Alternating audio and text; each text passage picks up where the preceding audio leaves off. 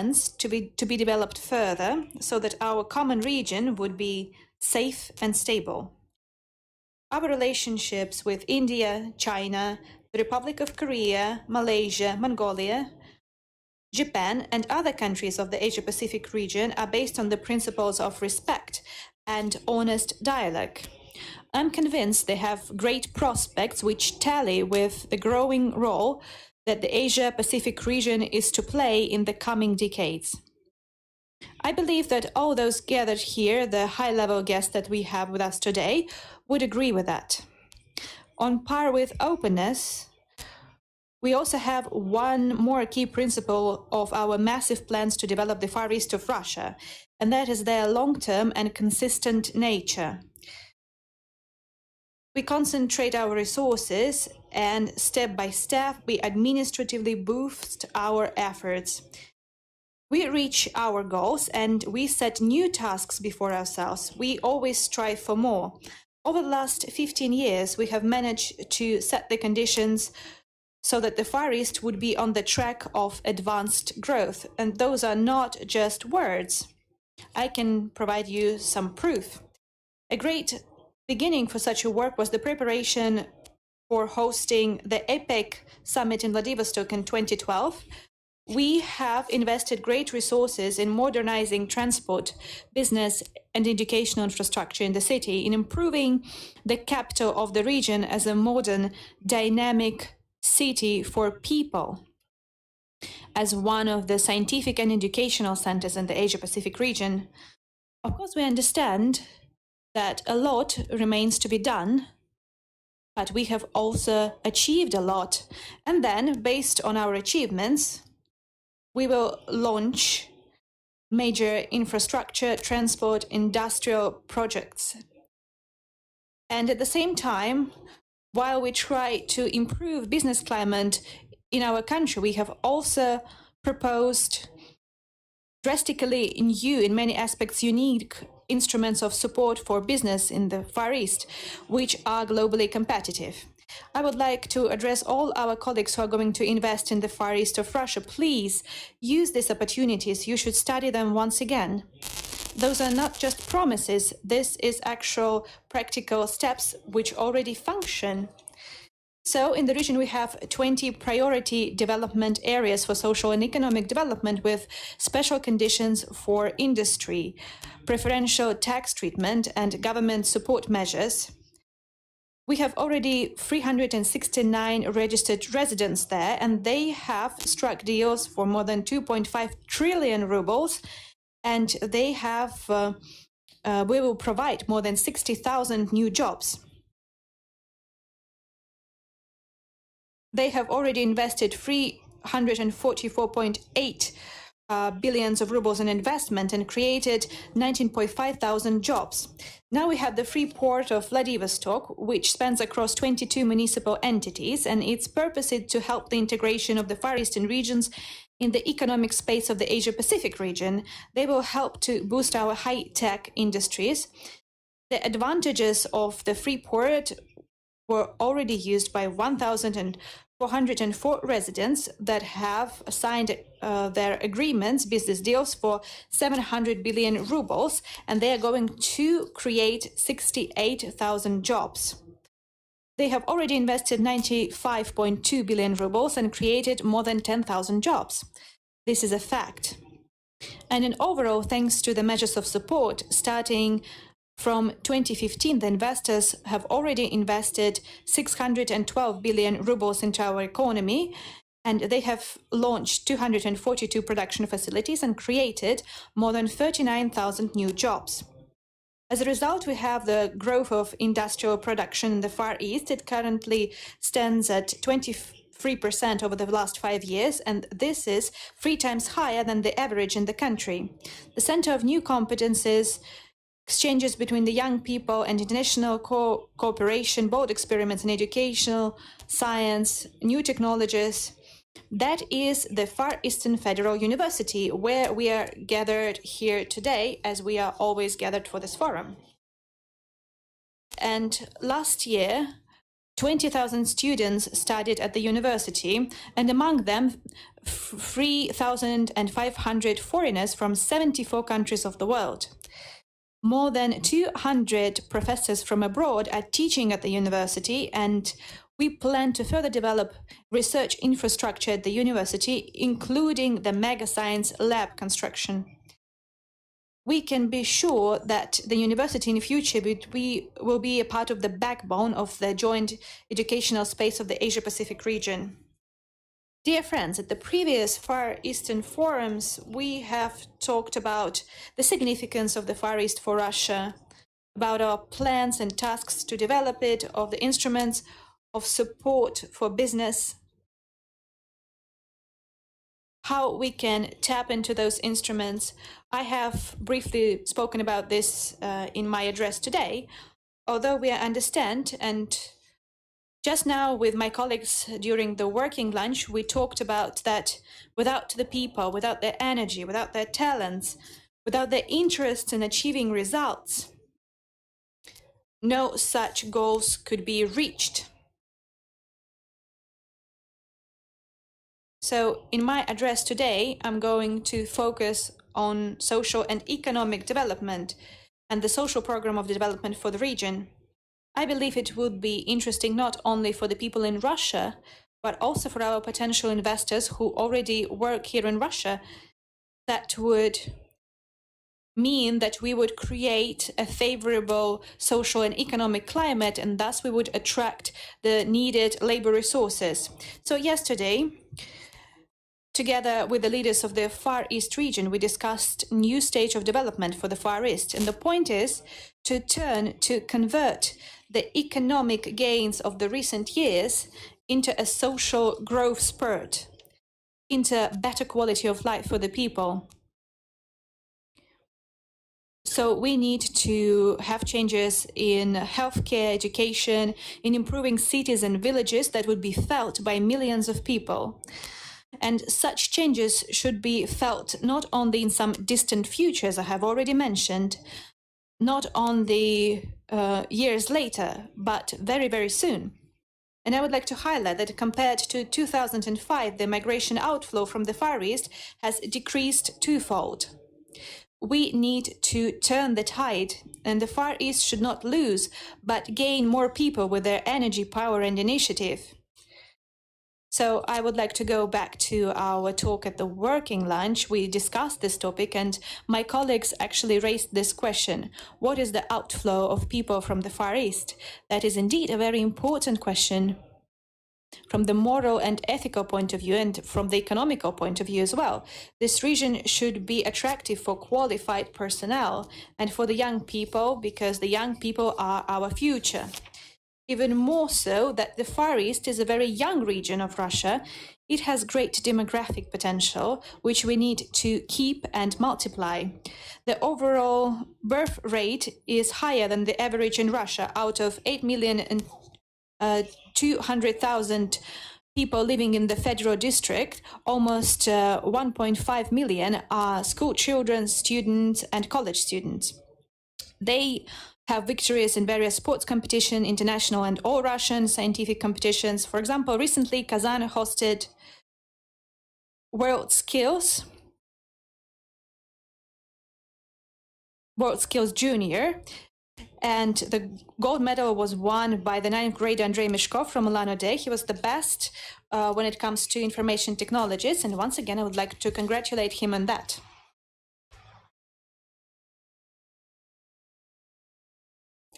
So we have talented, gifted, creative people here in the Far East. They are capable to take on the world and reach ambitious goals. So the first and key task for the new development of the Far East is to support the young people, to do everything in our power so that the young people would have the broadest opportunities to get education, find themselves in life and in professional setting, to start a family and raise their children, so that they would make their contribution into development of the Far East so close to them. And first and foremost, we need to boost the volume of construction, modern construction that is, and it should be affordable for the people. And yesterday, with my colleagues, the leaders of the region, we discussed this very question, and we want to launch a special mortgage program in the region. And young families could take a mortgage to buy a flat or a house in the Far Eastern regions only under 2% interest rate per year. And recently, we had a preferential interest rate in mortgage that is a 5% interest rate. And my colleague said yesterday that it was not enough. And I would like to tell the leaders of other regions that it is not possible to do all around the country, and that would actually have no effect, because this measure is there to attract highly qualified personnel to the Far East of Russia. We need to launch this program this year, and it would last for 5 years. And why?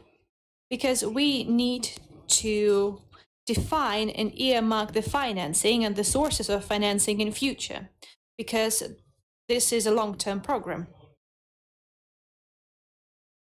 We need for it to cover the first stage market, that is the new construction, and for individual construction for those people who have taken the Far Eastern hectare, the so-called Far Eastern hectare, as the source of financing. We can use the money from the state program of the development of the Far East. And our healthcare system should be modern and accessible and affordable as well. And this primarily concerns the primary healthcare, the closest to the people. And the informatization and equipment of the medical centers, the first aid and obstetric centers, and maternity hospitals, and our air medical service is very important. This is required for the development of the Far East. We have observed this all over Russia, but here in the Far East, we need to create a truly efficient healthcare system which could be comparable and even would be better than the traditional practices and standards. This is not a thing we can do in a day, but we need to start today and start with the innovative pilot projects. Indeed, we need to create a medical cluster in the Federal Far Eastern District with a special regulation setting that would allow us, without excessive formalities, to open branches and divisions of international medical centers to attract the best experts and to use the medicines and methods that have proven effective abroad. This should function within the framework of the Russian jurisdiction. All nuances have to be worked out by the relevant agencies and ministries, and first of all with the Ministry of Health of the Russian Federation. I have said multiple times that for the Far East, we need to have special measures, advanced mechanisms, and flexible instruments which take into account the peculiarities of those massive areas and the demands of people who live here. We have decided to be experimental, innovative when it comes to economy, attracting investment, and we have yielded a quite positive result, as I have already said. We need to act in the same key when it comes to social development. I ask all the federal agencies, all the colleagues who are involved in developing the region, to be led by this very logic, by the interests of the Far East, and that is the entire country. An important step for strengthening the educational awareness raising and humanitarian space of the country should be the opening of a new cultural, educational, and museum complex here in Vladivostok. But at the same time, we need to drastically upgrade the whole network of museums, libraries, theaters, cultural centers, leisure centers, additional education centers in the Far East of Russia to make them vibrant, interesting, modern centers which would attract people of all ages, children and young people. We have just discussed this very question. I mentioned our prior meeting for the third time, and Mr. Shinzo Abe here said about the attractiveness and the tourism potential of the region.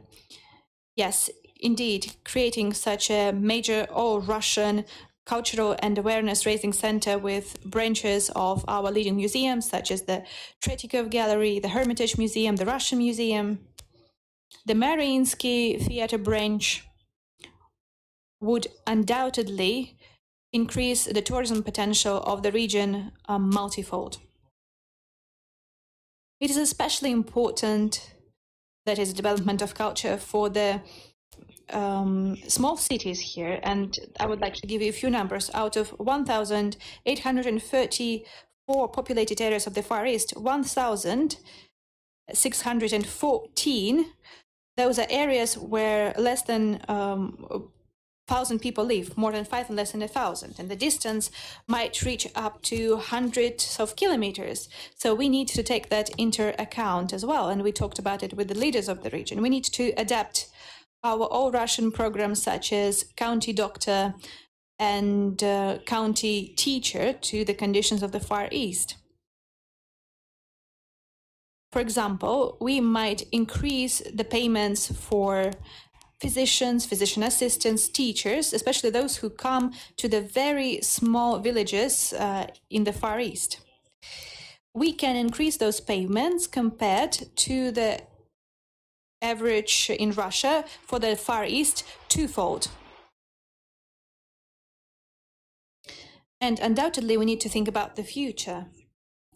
It is closely linked to the young people and children today who love their region, who want to live and work here. They need to receive quality education regardless of their income and their status. That is why we need to provide employer-sponsored education and special budget-financed openings for highly required specialties, so that the young people would be sponsored by the budget, but also by the potential employers, and they could be certain that jobs await them and they would be guaranteed to get a job.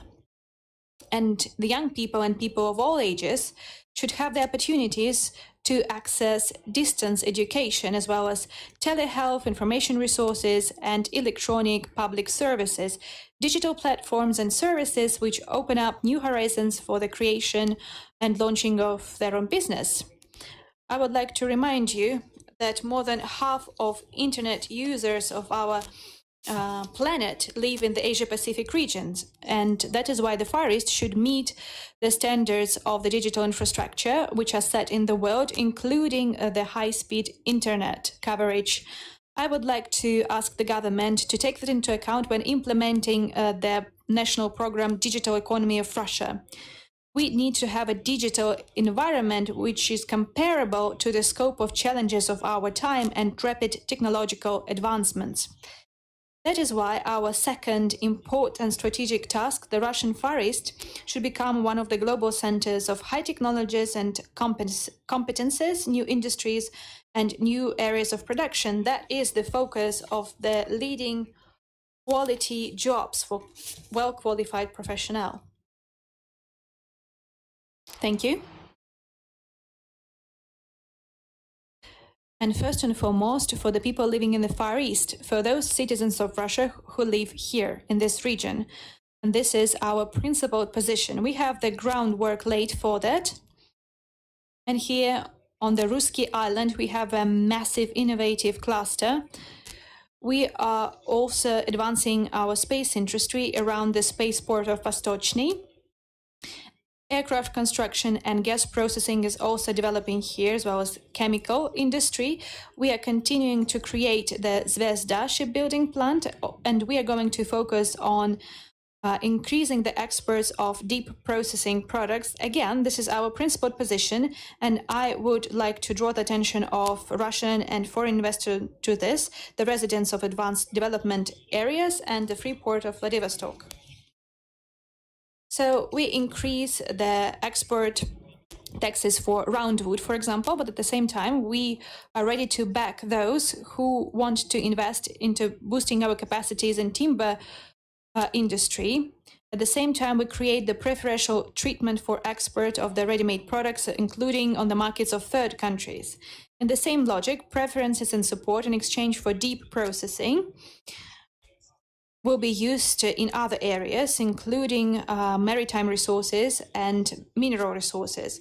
As for safeguarding and careful use of our forest resources, this is a very important topic, and we should consider it in the scope of the entire country at the special meeting of the State Council. We understand the creation of a massive scientific and industrial center in the region is a colossal challenge.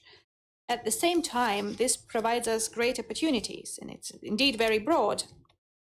So the benchmark of demands when it comes to efficiency of our measures and solutions should also be on par. At the same time, this involves the economy of the future, the support of young teams who implement disruptive ideas and solutions. All around the world, startups led by young people are a massive locomotive force for technological development. So that the number of startups would not only go up, but so that they would grow and turn into medium-sized and then into large companies, we need not only legal support, we also need regulatory environment as well as efficient financial instruments. So I suggest that we create a special venture capital fund in the Far East. We talked about it yesterday, and I agree with that. So I would ask the government to come up with special proposals because we have financial resources to support that. And the third strategic goal that we set before ourselves is also very ambitious, and it is in line with the global environmental agenda, with the challenges that not only Russia, but also the entire planet faces today. We are talking about the development of the Russia's Far East as a global natural and tourism center, as an international experimental ground where we could test various approaches to resolving the most important issue for all of us. That is how to strike the proper balance between economic activities, the development of ecotourism, accessibility of nature for the people, and at the same time safeguarding our unique ecological systems. And today, the unique beauty of the Far Eastern areas attracts hundreds of thousands of tourists. In 2016, the region was visited by 5.2 million people, including 750,000 foreigners. And last year, almost 7 million people, and around 1 million of them were citizens of other states.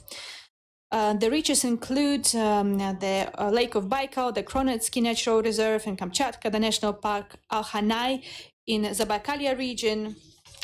All in all, there are 64 designated conservation areas in the region of federal significance, and I would like to highlight that I have already tasked my team to count and to define the borders of all those conservation areas, national parks, etc., etc. We need to accelerate this work all over the country, and in the Far East, we need to do that first and foremost. Then we need to launch the PPP projects in tourism, to invite responsible investors, to offer them a preferential regime while keeping in line with the criteria of ecotourism. And we need modern information resources so that the people could swiftly and conveniently receive all the necessary information, when and where they can go, what tourist route they should choose, and foreign citizens could also receive their visa very rapidly. And by the way, here in the Far East, we have first introduced the e-visa system. This has facilitated the formalities for foreign tourists and entrepreneurs, and over 2 years, we have already issued more than 140,000 of such visas. All the development goals and the modern quality of life standards need a new level of mobility. And for the Far East, this is first and foremost a developed air traffic system, accessible tickets for flying inside the region as well as to Siberia and Central Russia and abroad. Up to 2024, 40 airports would be reconstructed in the Far East, and to expand local air traffic and to upgrade the fleet of regional and local planes and helicopters, we need to use the capacities of aircraft plants in Lanode, Komsomolsk on Amur, and Arseniev. And the priority for all aircraft companies around the world is safety, security, and comfort. And for those companies working in the Far East, one more priority should be affordability of tickets. I guess it would be only rational that their companies who want to expand their presence in the Far East should have responsible and rational pricing policy, and they would have preferential access to clients in a much more advantageous routes. We have talked about it with the Minister of Transport, and this system works in practice, and probably we need to have it set in various documents. And for this region, this is well justified, and we need to think up of regulations to set it in stone, so to say. Dear friends, we have massive goals to develop the Far East. Major goals always translate into partnership and uniting our efforts.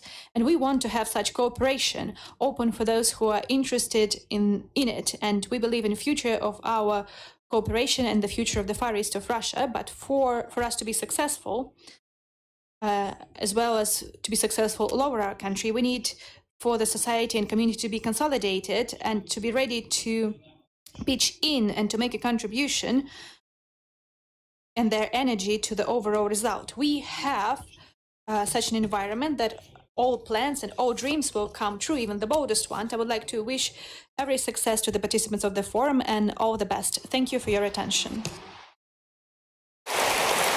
Спасибо. Thank you.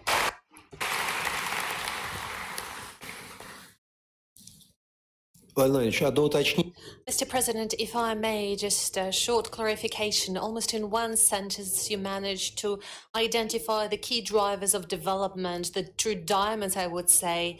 Komsomolsk and Amora producing the most modern planes, more factory, and the Zvezda shipyard, and the advanced development territories. By saying that, do you believe that foreign investment might also go to such venues like Zvezda shipyard and the space launching facility? Certainly. Speaking of the airplanes factory, they already exist and there are foreign investments in place. We know it very well, and the whole world knows that we have our amazing fighter aircrafts. Su-30 or 34, world-renowned 2 pluses, Su-35 and the 5th-generation aircrafts 57. But Superjet, Sukhoi Superjet, is something that has been produced by us together with our Italian and French partners. We are working on that and we are open for foreign investment. We have nothing to hide. Although we do have something to hide. Yeah, but we'll be very cautious in closing the type of information that is to be restricted. But at the same time, we have all the opportunities to successfully develop our cooperation. As for the space launch facility, it's not a military facility, it is a civil one. And we're discussing who should be the one constructing the next stages of it. But generally, this space launch facility is designed to do the launches for civil purposes. We therefore believe it is not just possible to work together with foreign partners. We're very much interested in that type of cooperation and we very much invite them to participate. We already have joint projects with India in the space area. We actively collaborate on that with our colleagues from People's Republic of China. We have good cooperation with the European Space Agency. And we hope that in the future it would develop even further. We work with the United States as well. We are doing quite a lot of launches in the interest of our partners and also in the interests of the United States. And those launches are planned to be shifted to the Vostochny space launch facility. So I do not see any single area that could be closed for cooperation with our foreign partners. On the contrary, we're very much interested in engagement of that type, including the Zvezda shipyard. We visited it just yesterday with Prime Minister Modi. Of course, we'll be constructing the most advanced high tonnage vessels, and there will be all type of services that are suitable for working on the shelf in the Arctic zone, and in particular for transportation of LNG and oil products, any type of cargoes and freight. And yesterday we discussed it with the Prime Minister that we'll be searching for opportunities of joint work. Probably there might be some specific vessels that be constructed here. It is an international cooperation that is flourishing in this way. So some of the vessels could be built in Russia, while some of them might be completed the shipping yards in India, and a renowned leading Russian company in the area. Rosneft, an oil and gas company, is the owner of one of the largest processing facilities in India. They purchased the controlling stock lately, one of the biggest refineries, and that includes one of the largest seaports in India. So we have a lot of potential points for cooperation. There are no issues that are closed for cooperation. On the contrary, we're very much interested in that. Thank you. Before I give the floor to Prime Minister of India, I'd like to emphasize that President Putin slightly commented on some things that were discussed between him and Prime Minister Modi in a one-to-one meeting. When I take a look at the agenda of the meeting, I think of a situation when an Indian businessman decides to come to Vladivostok, and the shortest journey would be via Korea, and it would take around 18 hours or up to 20 or 23 hours. Obviously, the speed of reaching India from Vladivostok and vice versa would be much faster if that is a maritime route as suggested by Prime Minister Modi between Chennai and Vladivostok. And today we see this type of high connectivity emerging. Mr. Prime Minister Modi, please take the floor.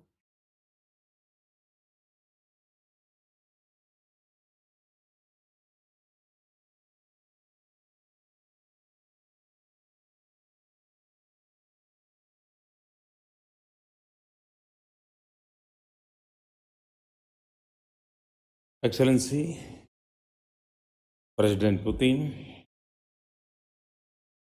President Batulga, Prime Minister Abe, Prime Minister Mahathir, friends, Namaskar, Dobry Din.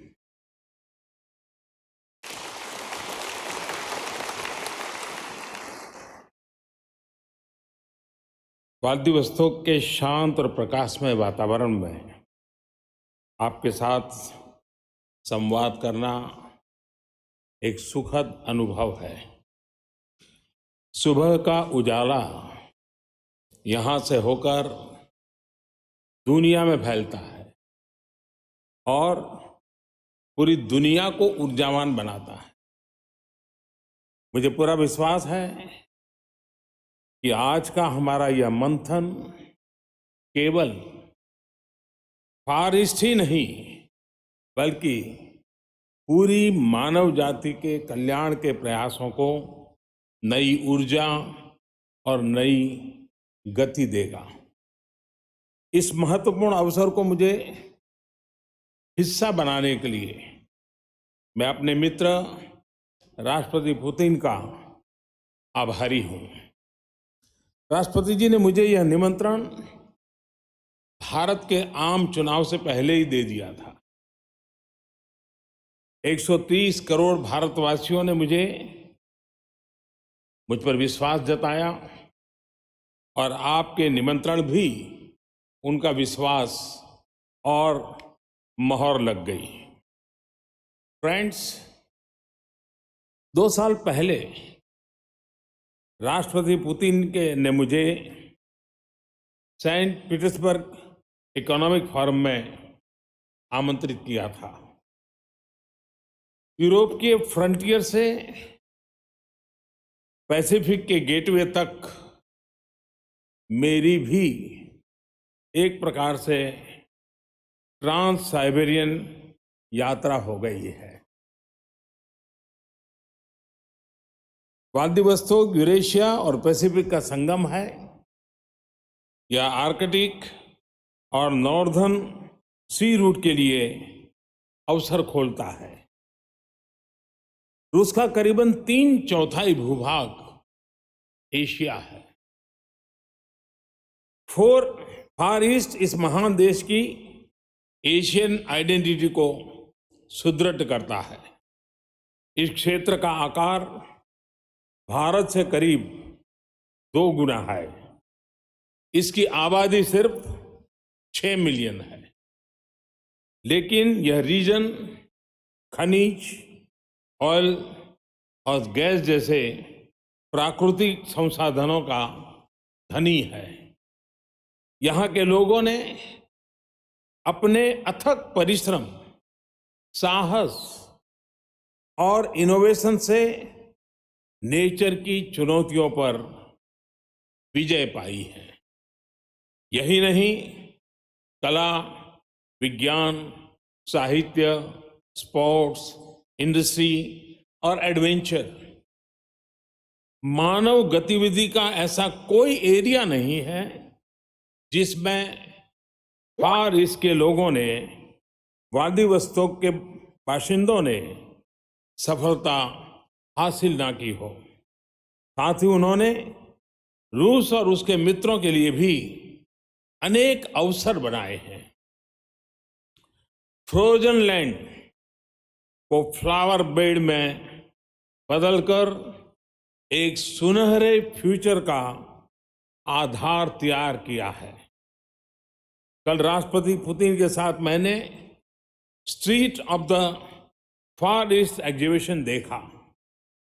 यहाँ की विविधता, लोगों की प्रतिभा और technology के विकास ने मुझे बहुत ही प्रभावित किया है।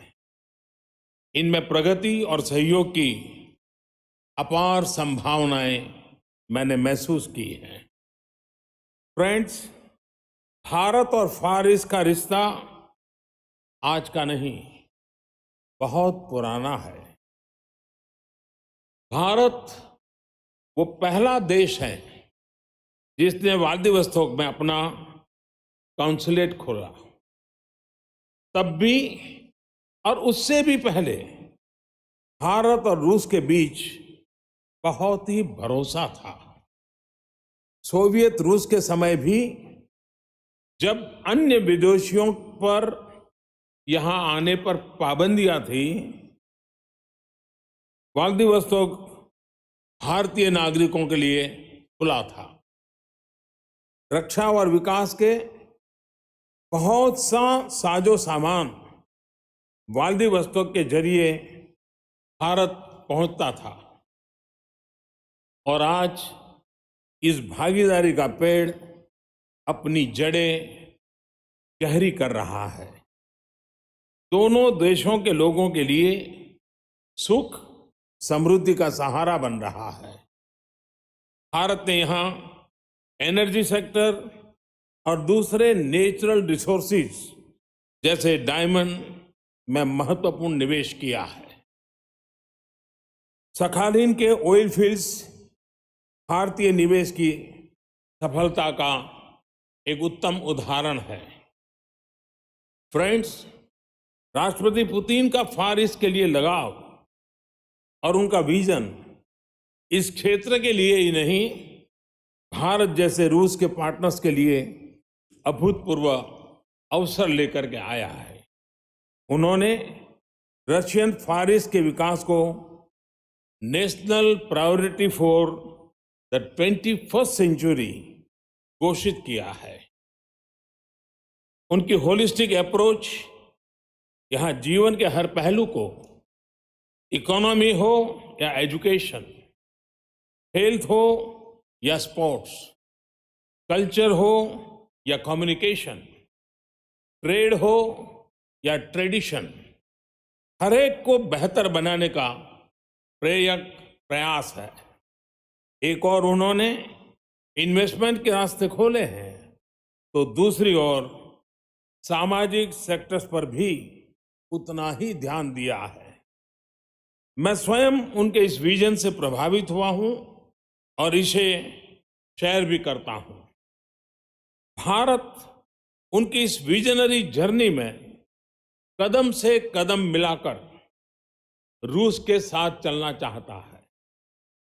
मैं अपने अनुभव के आधार पर कह सकता हूं कि फार ईस्ट और व्लादिवोस्तोक के रैपिड, संतुलित और समावेशी विकास के लिए राष्ट्रपति पुतिन का विजन जरूर कामयाब होगा, क्योंकि यह रियलिस्टिक है और इसके पीछे यहाँ के मूल्यवान संसाधनों और लोगों की असीम प्रतिभा है। उनके विजन में इस रीजन के लिए और यहाँ के लोगों के लिए सम्मान और प्यार झलकता है। भारत में भी हम सबका साथ, सबका विकास, सबका विश्वास के मंत्र के साथ एक नए भारत के निर्माण में जुटे हैं। 2024 तक भारत को 5 ट्रिलियन डॉलर की इकोनॉमी बनाने के संकल्प को सिद्ध करने में जुटे हैं। तेजी से बढ़ते भारत और उसकी प्रतिभा की इस रीजन से भागीदारी एक और 11 बनाने का ऐतिहासिक मौका है। फ्रेंड्स, इसी मोटिवेशन से हमने ईस्टर्न इकोनॉमिक फोरम में हमारे पार्टिसिपेशन के लिए अभूतपूर्व तैयारी की। कई मंत्री, 4 राज्यों के मुख्यमंत्री और करीब 150 बिजनेस लीडर्स यहां आए। उन्होंने राष्ट्रपति के विशेष दूत फार ईस्ट के सभी 11 गवर्नर्स और उनके बिजनेस लीडर्स से मुलाकात की। रूस के मंत्री और फार ईस्ट के बिजनेस लीडर भी भारत आए। मुझे ये बताते हुए खुशी रही है कि हमारी इन कोशिशों के बहुत ही अच्छे परिणाम आ रहे हैं। एनर्जी से लेकर के हेल्थ, एजुकेशन से लेकर के स्किल डेवलपमेंट, माइनिंग से लेकर के टिम्बर, अनेक क्षेत्रों में करीब 50 बिजनेस एग्रीमेंट हुए हैं। इनसे कई बिलियन डॉलर्स के व्यापार के निवेश की अपेक्षा है। फ्रेंड्स, और इसके विकास में और योगदान देने के लिए भारत $1 बिलियन की लाइन ऑफ क्रेडिट देगा। यह पहला मौका है कि हम किसी देश के क्षेत्र विशेष को लाइन ऑफ क्रेडिट दे रहे हैं। मेरी सरकार की एक्ट ईस्ट पॉलिसी ने ईस्ट एशिया को एक्टिवली एंगेज किया है और आज की यह घोषणा एक्ट फॉर ईस्ट का टेक ऑफ पॉइंट साबित होगी और ये मेरा पक्का विश्वास है। यह कदम हमारी इकोनॉमिक डिप्लोमेसी में भी एक नया आयाम जोड़ रहा है। मित्र राष्ट्रों के रीजन्स के विकास में हम उनकी प्राथमिकताओं के हिसाब से एक्टिव भागीदार बनेंगे। फ्रेंड्स, भारत की प्राचीन सभ्यता के मूल्यों ने हमें सिखाया है कि प्रकृति से उतना ही ले जितने की जरूरत है। हम प्राकृतिक संसाधनों के संवर्धन पर विश्वास करते हैं। प्रकृति के साथ यही तालमेल सदियों से हमारे अस्तित्व और विकास का अहम हिस्सा रहा है।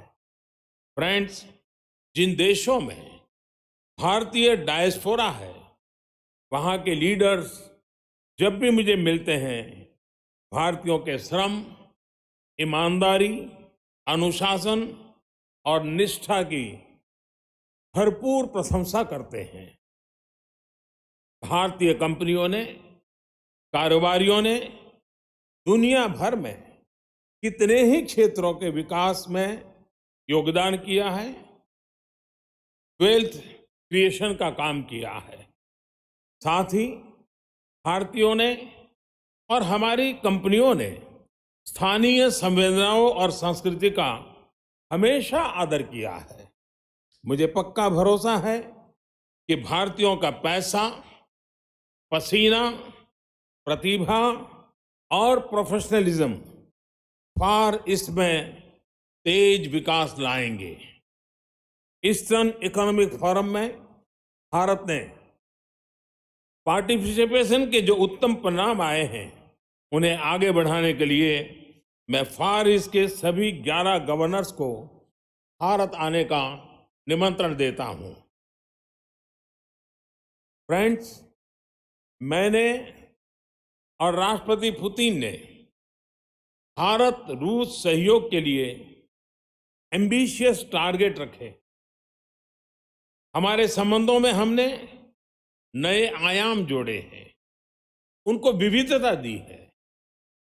संबंधों को सरकारी दायरे से बाहर ला करके प्राइवेट इंडस्ट्री के बीच ठोस सहयोग तक पहुंचाया है। उनको राजधानियों से बाहर स्टेट्स और रीजन्स तक ले गए हैं। हमने हर क्षेत्र में सहयोग को अपनी special and privilege strategic partnership के सांचे में बढ़ाया है, ढाला है। हम मिलकर स्पेस की दूरियां भी पार करेंगे और समंदर की गहराइयों से समृद्धि भी निकाल के ले आएंगे। फ्रेंड्स, इंडो पैसिफिक रीजन में सहयोग का नया दौर हम शुरू करने वाले हैं। व्लादिवोस्तोक और चेन्नई के बीच जब शिप चलने लगेंगे, जब व्लादिवोस्तोक नॉर्थ ईस्ट एशिया के मार्केट में भारत का स्प्रिंग बोर्ड बनेगा, तब भारत रूस की साझेदारी और गहरी होगी और फलेगी और फूलेगी।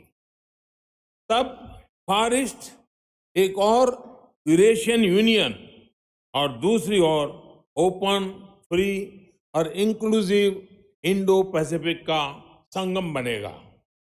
इस क्षेत्र में हमारे संबंधों का मजबूत आधार होगा रूल बेस्ड ऑर्डर, सॉवरेनिटी और टेरिटोरियल इंटीग्रिटी के लिए सम्मान और अंदरूनी मामलों में दखल से परहेज।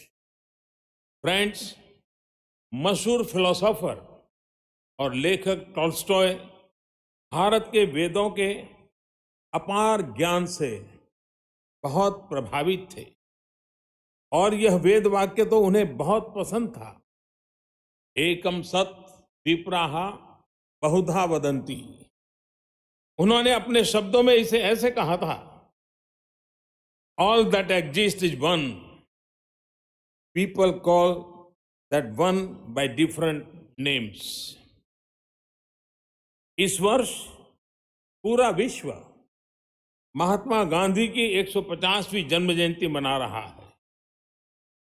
टॉल्स्टॉय और गांधी जी ने एक दूसरे पर अमिट प्रभाव छोड़ा था। आइए भारत और रूस की साझा प्रेरणा को हम और मजबूत करें, एक दूसरे की तरक्की में और अधिक भागीदार बने, अपने शेयर्ड रीजन और विश्व के स्टेबल और सिक्योर भविष्य के लिए मिलकर के काम करें। ये हमारी साझेदारी के नए अध्याय की शुरुआत होगी। मैं जब भी रूस आया हूं तो भारत के लिए यहाँ प्यार, मैत्री भाव और सम्मान ही पाया है। आज भी इन्हीं भावनाओं का अनमोल उपहार और गहरे सहयोग का संकल्प यहाँ से लेकर के जा रहा हूं।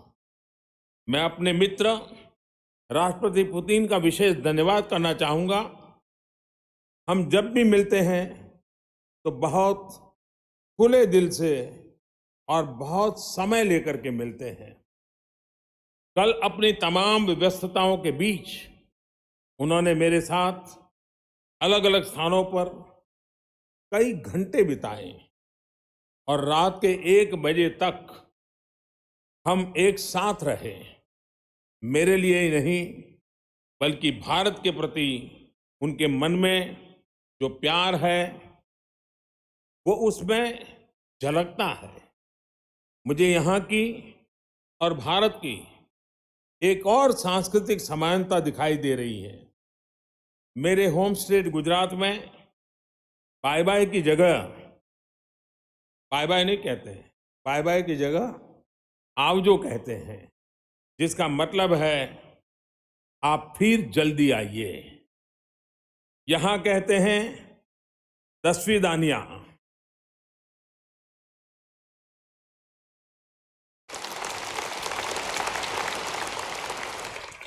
तो मैं आप सबको कहता हूं आवजो, दसवीं दानिया।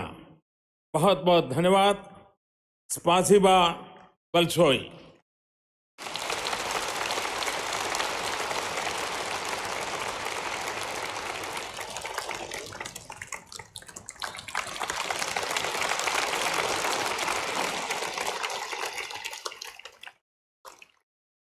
Владимир Ильич, губернатора можно командировочные оформлять 11 восточным?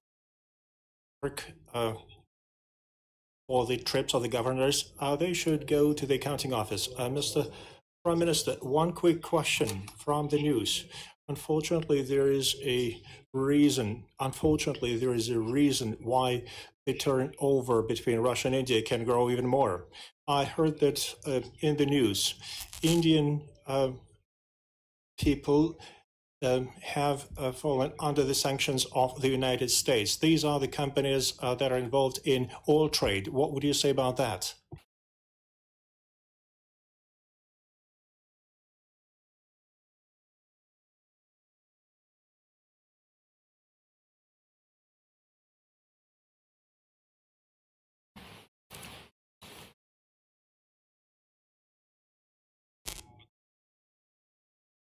You are a good journalist. You have really couched your question in very interesting words. Between India and Russia, Plus, वो हर क्षेत्र में फला फूला है। भारत का ऑयल एंड गैस के क्षेत्र में इन्वेस्टमेंट है। रशिया की कंपनियों का भी खास करके technology transfer, defence manufacturing, energy के क्षेत्र में अभी अभी इन्वेस्टमेंट हुआ है। तो हम दोनों देशों के बीच में ऐसी कोई रुकावटें नहीं है। जो आपका तीसरा सवाल है, जो बिल्कुल एक पत्रकार के हैसियत से आपने बढ़िया ढंग से पूछा है, मैं समझता हूं कि दुनिया के अंदर इस पर बड़ी डिबेट चल रही है कि जिस देश के लिए सैंक्शन लगते हैं उस पर इसका कितना प्रभाव होता है वो एक बात है, लेकिन उसके कारण दुनिया के अन्य देशों पर जो प्रभाव होता है, विश्व की ओवरऑल इकोनॉमी जो प्रभाव होता है, उस पर आज विश्व में गहरी चिंता भी है, चर्चा भी है।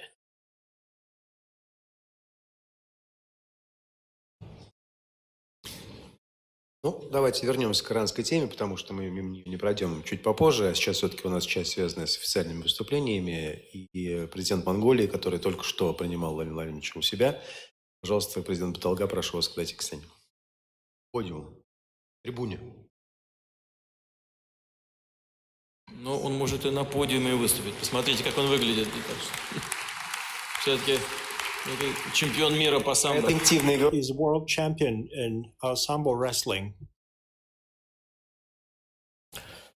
Баярлалаа. Ингээд Улсын орны ерөнхийлөгч Владимир Владимирович Путин, Япон улсын ерөнхий сайд Шинзо Абе, Бүгд найрамдахын улсын ерөнхий сайд Нарендра Моди, Малайз улсын ерөнхий сайд Махатир Мохаммед мөн та бүхэн хатагтай ноёдоо та бүхэнд энэ өдрийн мэндийг хүргье.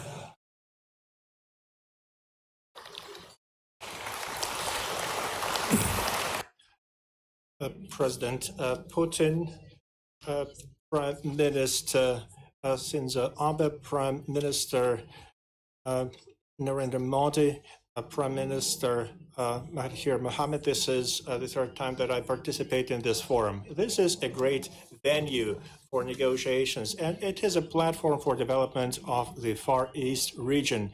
It is also a place for collaboration between Asia-Pacific region countries. We have a good tradition that was established during this forum. Leaders of different industries come together to talk about their business and to create new partnerships. I would like to share some of my thoughts about the growth of collaboration between our economies. This is the main theme of this forum. Our citizens communicate through social networks. Communication is very fast. We, the leaders, have the responsibility to improve the quality of our economies, improve the situation with the development and fight poverty. There are various technologies and solutions that we can use to give our citizens better lives. I encourage you to think about the opportunities to eliminate problems and barriers that stand in the way of achieving this goal. We need to support various business projects. We need to implement the most modern solutions and optimize use of resources. We believe that it is essential to act today to overcome problems and red tape related obstacles.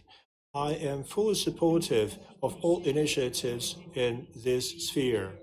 There are some economic problems, though, where we have to walk away from politics. Ladies and gentlemen, it's good to hear that we are here, and President Putin visited Mongolia 2 days ago. We have taken our relations to a new level, to the level of comprehensive partnership. We want this partnership to become a good example for others. Mongolia is a landlocked country, and the ports in the Far East of Russia play a big role for the development of our trade with other parts of the world. That also is a way for us to attract foreign investment. Once again, I want to say thank you to the President of Russian Federation, Vladimir Putin, for creating great conditions for transit shipping opportunities because of our geographic location. To use these opportunities, the government of Mongolia decided to open a representative office in the city of Vladivostok. This is going to be a good contribution to expansion of our trade and economic relations.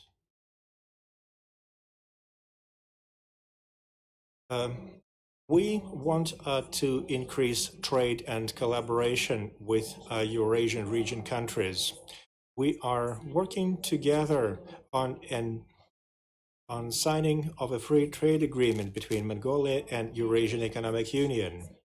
We are confident that a free trade agreement would play a big role in reducing tariff and non-tariff barriers to trade, and it would help us to fully use the resources of our economies.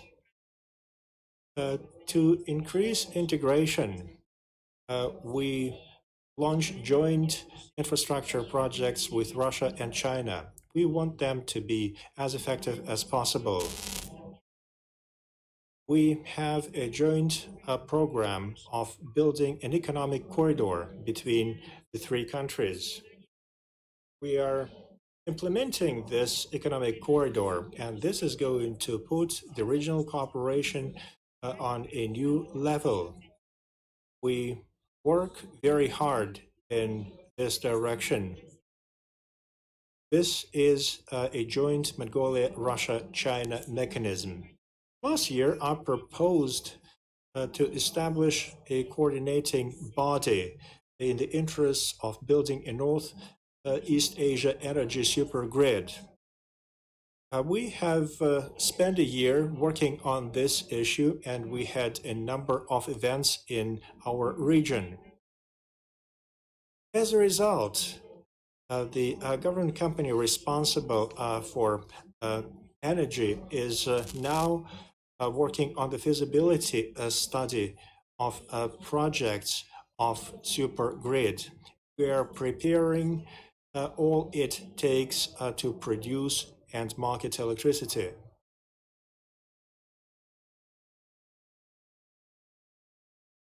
Erdonez Mongolia and Rosseti have signed an agreement on cooperation in this field. In Northeast Asia, there are 4 big consumers of electricity. Mongolia can provide inexpensive electricity. This is going to be good for the competitiveness of our region. Residents of our countries will enjoy inexpensive electricity. President of Russia has supported us, and Chairman of China has said that he would look at the possibility of building transit lines for electricity in our region. Ladies and gentlemen, Mongolia encourages production of goods for export. We want to increase the volume of trade with our partners. We want to diversify our exports. We want to sell high added value products. We have developed standard contracts for international cooperation. This standard contract should help us to protect investors' rights and make their work profitable. This would help to support growth. At the same time, it would also make our development sustainable and environmentally friendly. Mongolia keeps its doors open for all those who want to do business with us. Ladies and gentlemen, Mongolia is working quite hard. We respect the rule of law, and we're going to create values and share the value that we create with our partners. The basis of our collaboration is free trade, regional peace, and stability. Our goal is to develop collaboration based on trust.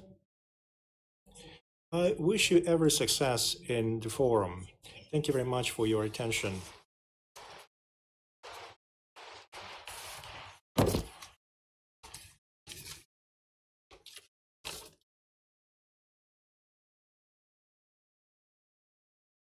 Владимир Владимирович, в свое время, если вы помните, Mr. President, you might remember that I have traveled a lot around Siberia. I have recently visited Mongolia, and they told me a story. It's a fairy tale that the president